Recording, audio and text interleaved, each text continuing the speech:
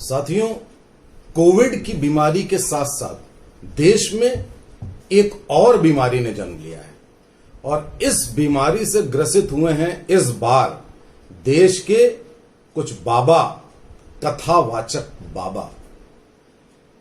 देश में 5-6 इन कथावाचक बाबाओं में एक नई बीमारी ने जन्म लिया है और वो नई बीमारी है सूडो सेकुलरिज्म की।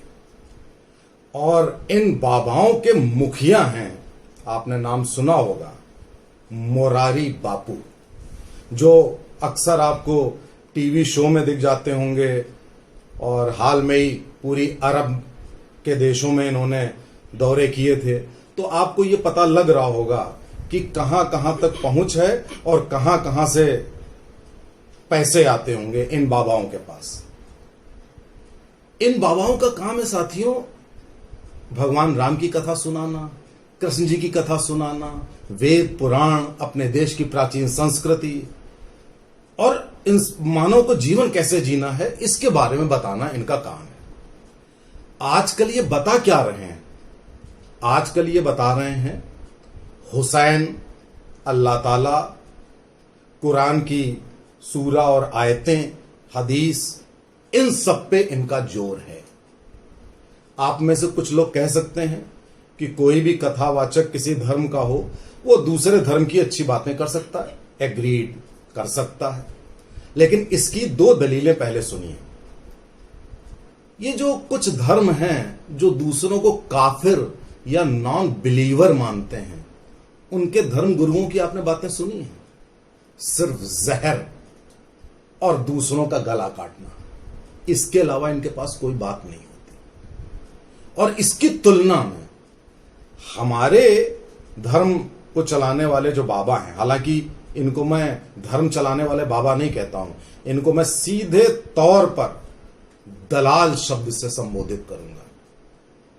और इस षड्यंत्र की फंडिंग अंतरराष्ट्रीय स्तर पर हो रही है और अंतरराष्ट्रीय षड्यंत्र और फंडिंग के चलते ये तथाकथित दलाल या बाबा आजकल क्या क्या कर रहे हैं, किस तरह अपने धर्म को बेच रहे हैं, इसकी आप कल्पना नहीं कर सकते। एक इनमें 2-3 महिला बाबा हैं, 2-3 पुरुष हैं। एक महिला बाबा के बारे में मैं आपको जिक्र करूं, मैं उनका नाम नहीं जानता हूं और जानना भी नहीं चाहता हूं। बड़ा सा गोल मुंह है, टीका लगाती हैं और हरे रंग की साड़ी पहनकर, अभी मैं सुन रहा था एक वीडियो में, ये मूर्ति पूजा के विरोध में बात कर रही थी और रेफरेंस दे रही थी कुरान का। अब जरा आप देखिए इनकी बात। और एक और वीडियो में सारी हदों को पार करते हुए ये शराब की महिमा का गुणगान कर रही थी कि शराब बहुत अच्छी चीज होती है, पीनी चाहिए, इससे आत्मविश्वास, सेल्फ कॉन्फिडेंस बढ़ता है। एक बड़ी ऑडियंस के सामने बड़ा आश्चर्य है। इस षड्यंत्र को पहचानिए, इस अंतरराष्ट्रीय षड्यंत्र को पहचानिए कि किस तरह से संस्कृति का प्रदूषण करना है, किस तरह से देश और धर्म को बर्बाद करना है। जब चारों तरफ से आपको लगा कि इस देश में बिल्कुल आध्यात्मिक माहौल है, राम राज्य का माहौल आ रहा है, दूरदर्शन पर रामायण दिखाई जा रही है, तो यह षड्यंत्र बना कि क्यों ना इन बाबाओं की फंडिंग करो।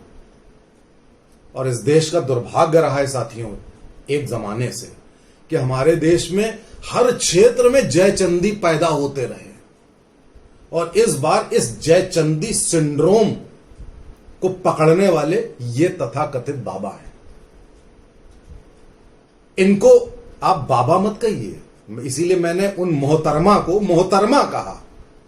वो किसी भी सूरत में बाबा या कथावाचक कहलाने योग्य नहीं है, क्योंकि यदि आप कुछ फायदे के एवज में आप लोगों से चंदा और पैसा लेकर अपने धर्म और अपने देश का विरोध कर सकते हैं तो आप कुछ भी कर सकते हैं।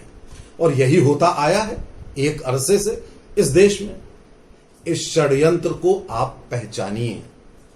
इन बाबाओं का बहिष्कार ही नहीं करिए बल्कि तिरस्कार करिए।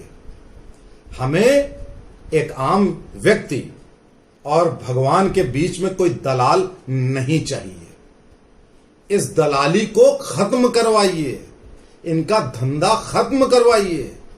ये पूरे देश और धर्म का विनाश करेंगे। ये हमारे दुश्मनों से ज्यादा खतरनाक है। इस खतरे को पहचानिए और समय रहते पहचानिए, वरना ये सिंड्रोम अभी तो 5 में आया है, धीरे धीरे सारे बाबा कोम में ही आएगा।